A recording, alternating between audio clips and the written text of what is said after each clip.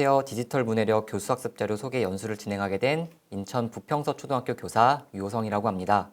제가 소개할 자료는 디지털 문해력 초등학교 고학년 심화 자료입니다.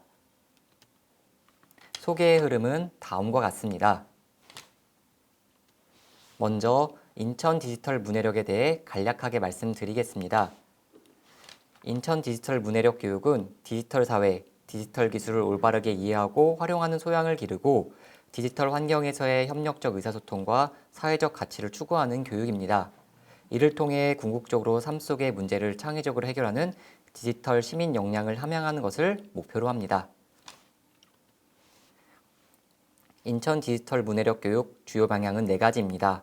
공평한 기회를 제공하는 포용교육, 사고력과 문제 해결력, 창의력을 증진하는 창의교육, 디지털 사회에서 생산적이고 창의적인 활동을 주도하는 참여교육, 마지막으로 자기주도적 학습자로서 역량을 함양하는 실천교육입니다. 이 4가지 방향이 서로 영향을 주고받으며 인천 디지털 문해력 교육이 이루어지게 됩니다. 인천 디지털 문해력 교육의 목표는 구체적으로 다음과 같습니다.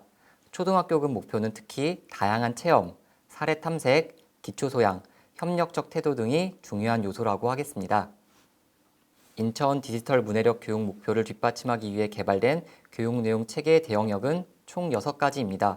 디지털 시민성부터 디지털 문제 해결력까지 총 6개의 대영역은 14개의 하위 영역으로 세분화되어 교육 내용을 구체화하고 있습니다.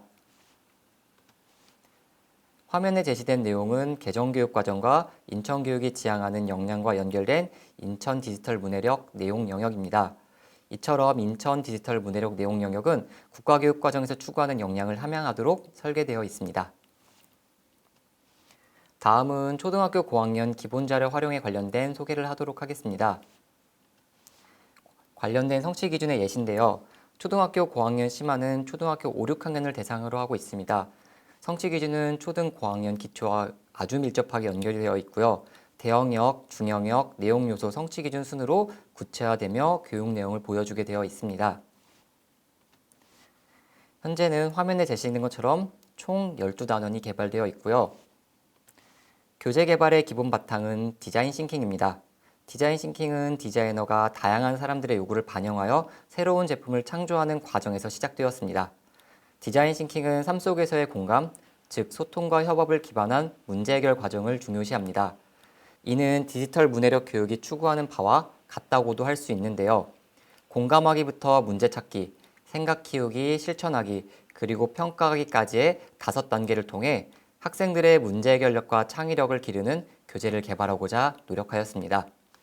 교사용 자료는 총 3페이지의 내용이 더 들어가는데요. 첫 페이지는 단원명 및 단원을 소개를 하며 본 단원의 학습 배경 및 전체적인 내용, 습득해야 될 역량을 소개하고 있습니다. 덧붙여 본 단원의 주요 용어 정리를 통해 생소한 단어의 개념을 명확히 하여 지도를 용이하게 하고자 하였습니다. 이 페이지에서는 본 단원의 학습 목표, 교과 및 성취 기준, 평가 계획 지도 유의사항을 작성하였습니다. 특히 관련 교과 및 성취 기준 제시를 통해 교재의 활용도를 높이고자 하였습니다. 3페이지에서는 각 차시별 수업 활동 계획을 안내하였습니다. 차시별 관련 교과와 수업 활동, 평가 방법까지 일목요연하게 정리하여 본 단원의 학습 흐름을 한눈에 보이게끔 하였습니다. 지금부터 가장 중요한 내용입니다. 개발된 12개의 단원 중 1개의 단원만 구체적으로 소개를 하고자 합니다. 소개는 교재 설계의 기초 방향인 디자인 싱킹 단계에 따라 진행하겠습니다. 공감하기에서는 단원에서 배워야 할 단원 목표를 먼저 제시하고 학생들이 본 단원이 배워야 할 이유를 공감할 수 있도록 영상 및 읽을거리를 제공하였습니다. 영상과 읽을거리로 학습의 까닭을 공감한 후 단원의 활동과 관련 있는 흥미있는 발문을 제공하여 학습의 기대감을 높이고자 하였습니다. 다음은 문제찾기 단계입니다. 문제찾기 단계에서는 앞으로 본 단원에서 해결하고 도달해야 할 문제를 확인하는 단계입니다. 본 단원과 관련된 기초 내용을 전달하는데 이 내용은 암기를 위한 자료가 아님을 유의하셔서 지도해 주셨으면 좋겠습니다. 덧붙여 구체적으로 본 단원에서 필요한 개인의 경험과 역량을 체크하고 해결해야 될 문제가 무엇인지 여러 활동을 통해 다음 학습 단계를 준비할 수 있도록 구성하였습니다. 본 단원에서는 멀티미디어를 접하는 경험과 멀티미디어의 제작의 필요성을 강조하였는데요. 마지막으로 그런 상황을 학생들의 생활에 맞추어 느끼게끔 활동도 덧붙여 구상해 보았습니다. 다음은 생각 키우기 단계입니다.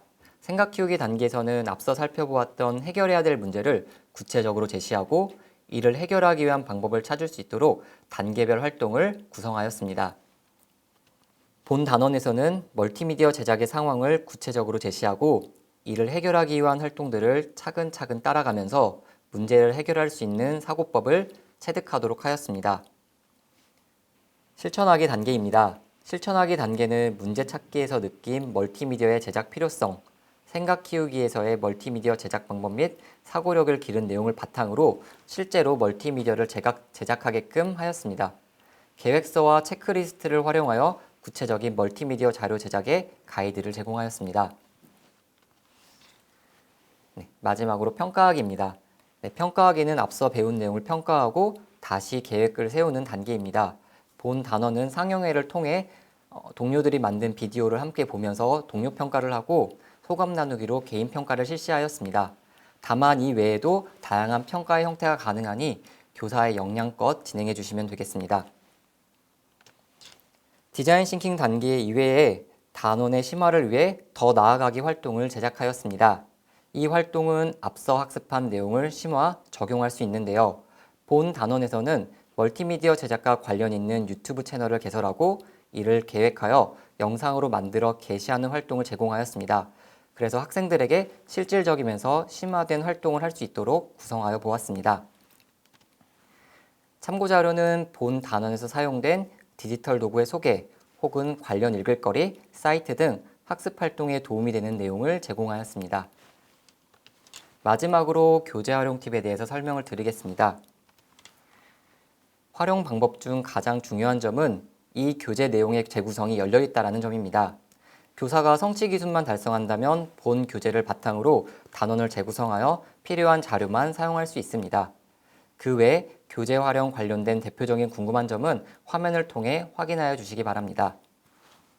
지금까지 소개한 자료는 책자로 만들어져서 학교에 보급될 예정이고요. 플랫폼을 통해서도 다운받으실 수 있습니다. 지금까지 연수를 들어주셔서 감사합니다.